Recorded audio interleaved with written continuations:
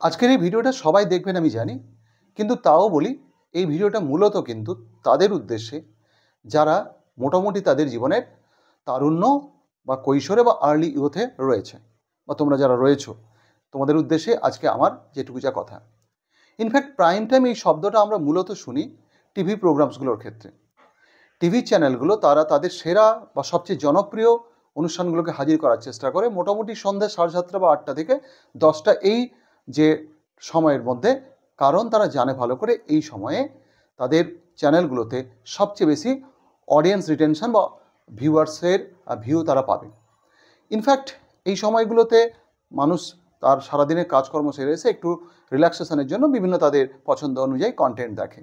তাই চ্যানেলগুলো এই সময়টাতে তাদের সবচেয়ে জনপ্রিয় বা সবচেয়ে সফল কন্টেন্টগুলোকে নিয়ে আসার চেষ্টা করে। আমি সবচেয়ে ভালো বললাম না, কারণ ভালো ব্যাপারটা কিন্তু বিভিন্ন দিক থেকে বিচার করতে হয়। এই প্রাইম টাইম ব্যাপারটা কিন্তু শুধু টিভি চ্যানেলের ক্ষেত্রে প্রযোজ্য তাই নয়, প্রাইম টাইম কিন্তু বিভিন্ন ক্ষেত্রেই রয়েছে। দিনের প্রাইম টাইম সেটা আবার পার্সন টু পার্সন ভ্যারি করে যায়। কারোর ক্ষেত্রে সকালবেলার প্রথম ওই 2-3 ঘন্টা কি 4 ঘন্টা সময় প্রাইম টাইম। কারোর ক্ষেত্রে দেখা যাবে প্রাইম টাইম হচ্ছে রাতে খাওয়া দাওয়ার পরে যারা ক্রিয়েটিভ মানুষজন লেখালেখি করেন, বা ছাত্রছাত্রী অনেকে আবার যারা রাতে পড়াশুনো করো তোমরা, তোমাদের ক্ষেত্রে প্রাইম টাইম হয়তো দেখা যাবে ওই রাতের সময়টা। তো এটা পার্সন টু পার্সন ভ্যারি করে। আবার দেখা যাবে যারা চাষবাস করেন তাদের ক্ষেত্রেও প্রাইম টাইম রয়েছে। ফসল বোনার প্রাইম টাইম, ফসল তোলার প্রাইম টাইম। ফসল বুনতে 2-4 দিন দেরি হয়ে গেলে কিন্তু ফসল মার খেয়ে যেতে পারে, মানে বীজতলাটা মার খেয়ে যেতে পারে। আবার পাকা ফসল যদি একটু তুলতে দেরি হয় তখনও কিন্তু ঝড় বৃষ্টিতে বা পোকায় ক্ষতি করতে পারে। তো প্রাইম টাইম কিন্তু একটা খুব গুরুত্বপূর্ণ বিষয় আমাদের প্রত্যেকের ক্ষেত্রেই। আমাদের জেনারেলি যে জীবন আমরা পাই আমরা সবাই, সেই জীবনেরও একটা প্রাইম টাইম থাকে। যদি আপনারা ভাবেন এই কথা শুনে যে প্রাইম টাইম আমাদের ছোটোবেলা, না, তাহলে ভুল করছেন। আবার যদি ভাবেন প্রাইম টাইম মানে যখন আমরা ইনকাম করতে পারি, অর্থাৎ আমাদের হাতে অর্থ থাকে, তখন সেটা প্রাইম টাইম, তাহলেও ভুল করছেন। আমার যেটুকু যা ভাবনা চিন্তা বা উপলব্ধি, তাতে আমার মনে হয় প্রাইম টাইম আমাদের জীবনের হলো 13 থেকে 25, বা মোটামুটি যেটা টিনেজ আমি ধরলাম সেইটাকে যদি একটু বাড়িয়ে নেন আপনারা 14 থেকে 25, বা আরও যদি ছোটো করে নিই তাহলে 15 থেকে 25। এই সময়টা প্রত্যেকের জীবনে প্রাইম টাইম, কারণ এই সময়টা প্রত্যেকে তাদের ফিজিক্যাল এবং মেন্টাল ক্যাপাবিলিটিজের একদম টপ ফর্মে থাকে। তাদের বিভিন্ন ফাইনাল সেন্সিবিলিটিস, অ্যাবিলিটিস এগুলো বিল্ড আপ হতে থাকে, এবং সেইটাকে তারা যেভাবে ইউটিলাইজ করে তাদের জীবনটা কিন্তু ঠিক সেইভাবে রান করে ইন ফিউচার। ইনফ্যাক্ট এই সময়টাকে যেভাবে ইউটিলাইজ করবে তার জীবনটা, পরবর্তী জীবনটা ঠিক সেভাবেই হবে। এর আগের যে ভিডিওটা ছিল, একটা ভিডিও আমি দিয়েছিলাম সাফল্যের ফর্মুলা। সেই ভিডিওতে আমি বলেছিলাম যে একজন সফল মানুষ এবং ব্যর্থ মানুষের মধ্যে ফারাকটা হচ্ছে প্রপার ইউটিলাইজেশন অফ টাইম। সফল মানুষ তার জীবনটাকে বা তার সময়টাকে সঠিকভাবে ইউটিলাইজ করেন, আর ব্যর্থ মানুষ সেটা করেন না।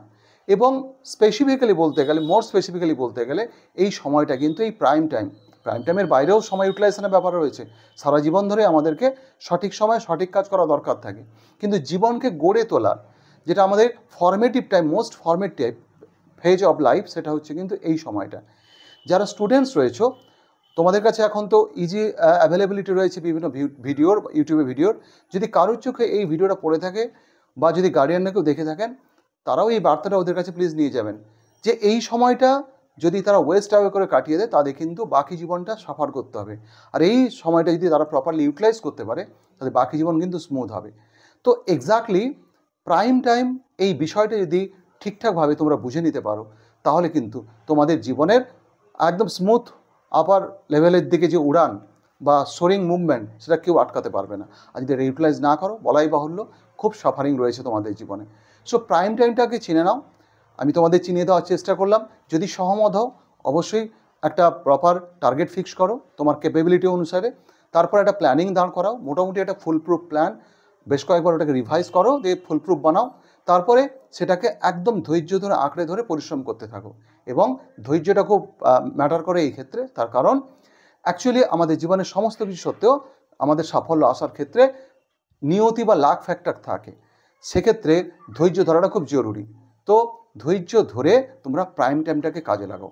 এই 10-12 বছর প্লিজ একটু বিভিন্ন যে সমস্ত চারদিকে ডিস্ট্র্যাকশান বা মনোসংযোগ বিঘ্ন ঘটানোর মতো জিনিসপত্র, সেখান থেকে নিজেকে একটু যদি কষ্ট করে সরিয়ে রাখতে পারো, তাহলে কিন্তু বাদবাকি জীবন আর তোমাদের ভোগান্তিটা হবে না, এটুকু আমি বলতে পারি। হ্যাঁ, পুরোপুরি ভোগান্তি এড়ানো সম্ভব নয়, কারণ ভোগান্তি তো আর বলে কয়ে আসে না, কিন্তু ফিনান্সিয়াল যে গ্রোথ বা কেরিয়ার বিল্ডিং, এই জায়গাটাতে কিন্তু তোমরা অনেকের থেকে অনেক বেশি এগিয়ে যাবে।